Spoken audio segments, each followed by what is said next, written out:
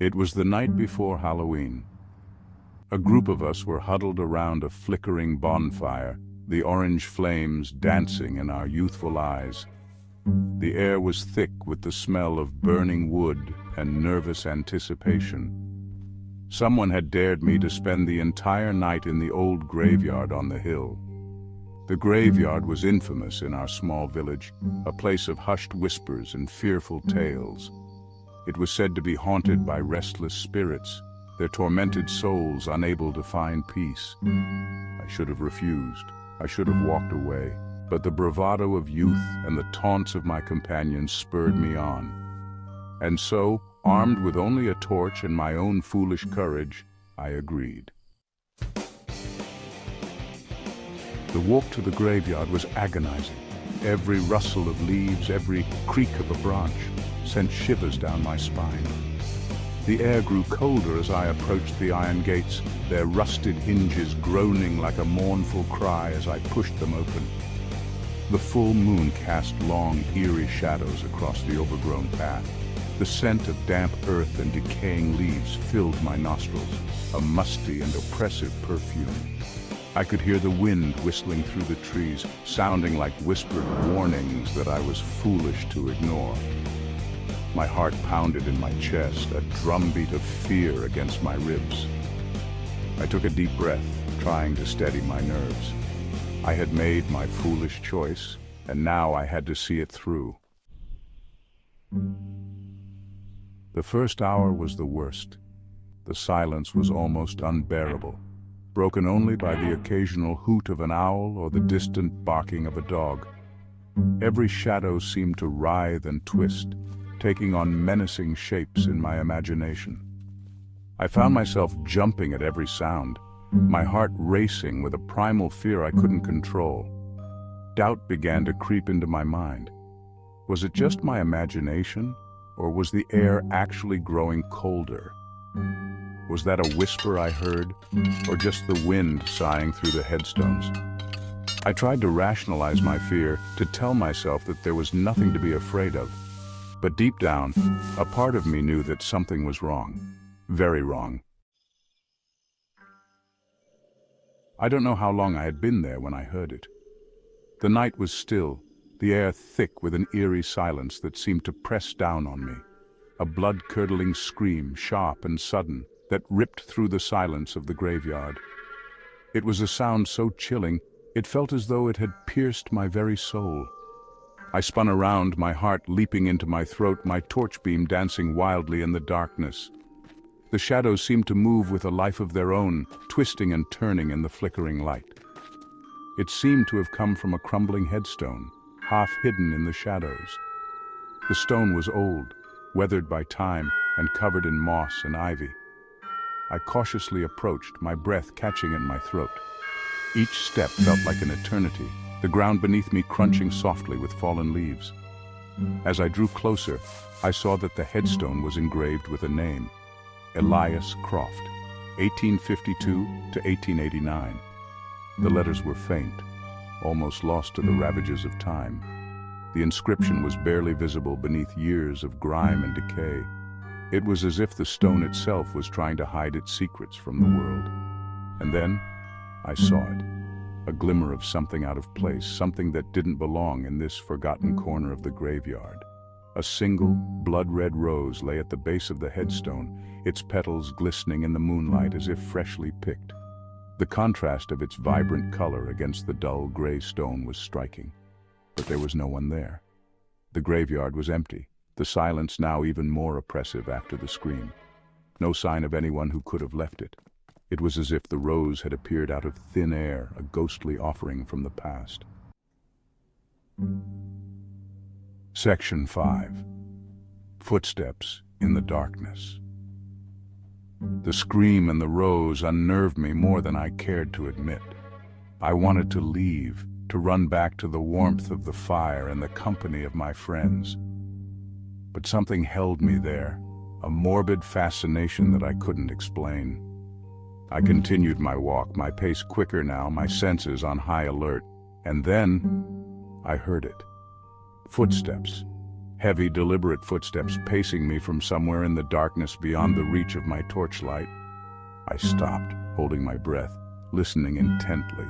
The footsteps stopped too. I was surrounded by darkness and the oppressive silence of the graveyard. I was not alone. Section 6, a glimmer in the distance. Panic welled up inside me, threatening to overwhelm my already frayed nerves. I had to get out of there.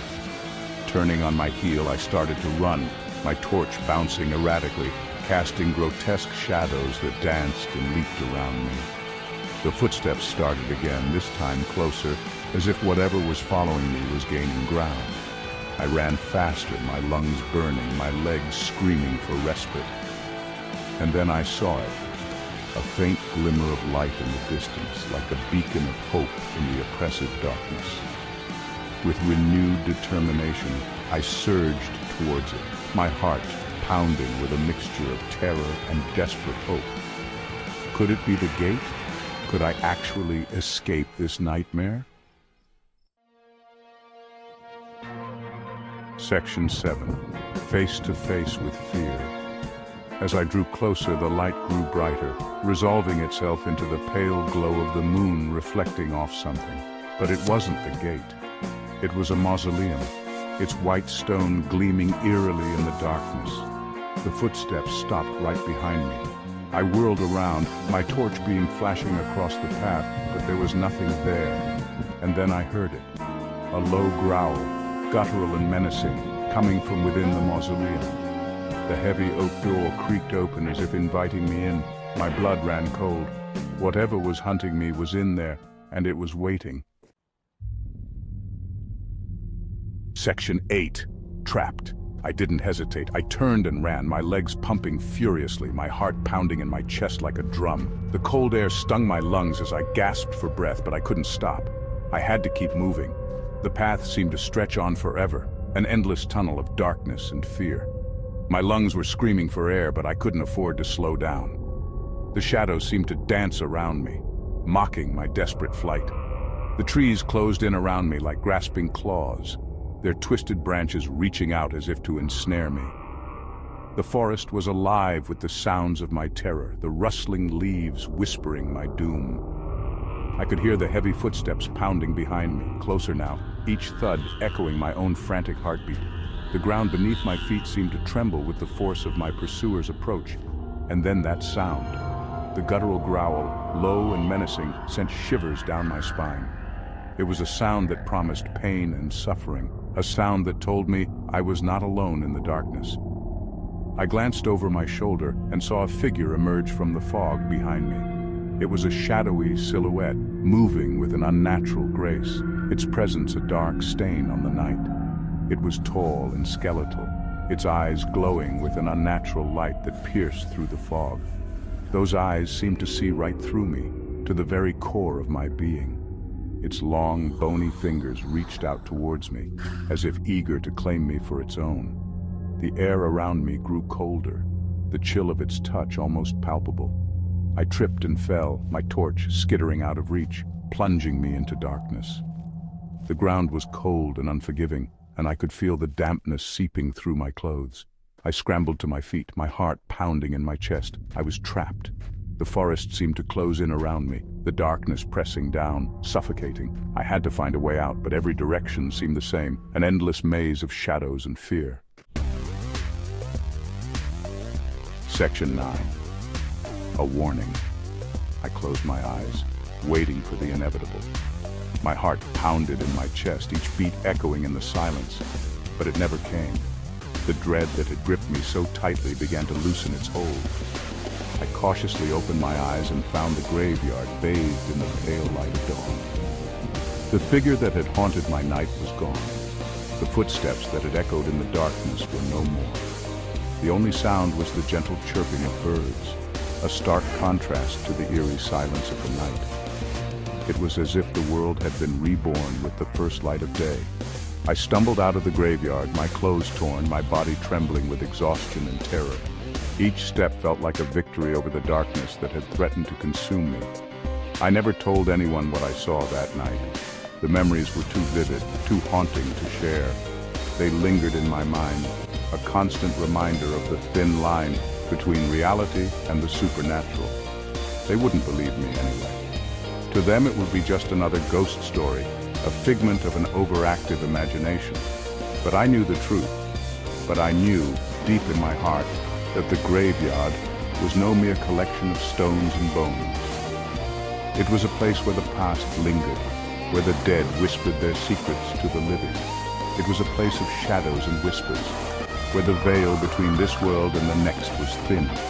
A place where the boundaries of time and space blurred, and the spirits of the departed roamed freely. And sometimes, if you listen closely enough, you can still hear them. The faint murmurs of those who have passed on, their voices carried on the wind.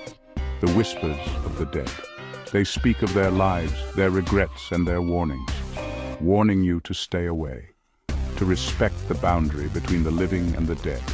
For those who ignore the warnings may find themselves lost in the shadows forever.